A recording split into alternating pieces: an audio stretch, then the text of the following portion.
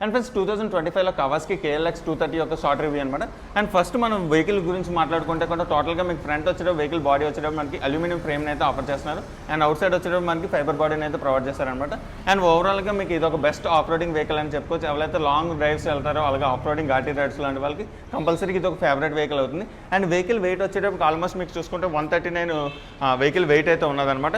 And ground clearance విషయం దగ్గరికి వచ్చేటప్పుడు బెటర్ గ్రౌండ్ క్లియరెన్స్ని అయితే ప్రొవైడ్ చేస్తారు. మీకు ఏదైతే మనకి 265 mm గ్రౌండ్ క్లియరెన్స్ని అయితే ప్రొవైడ్ చేస్తారు. అండ్ సీట్ హైట్ వచ్చేటప్పుడు మనకి 880 mm గ్రౌండ్ మనకి సీట్ని అయితే ప్రొవైడ్ చేస్తారనమాట ఓవరాల్గా వెహికల్ వచ్చేటప్పటికి. అండ్ దీంట్లో వచ్చేటప్పటికి డిజిటల్ కన్సోల్ని అయితే ప్రొవైడ్ చేస్తున్నారు.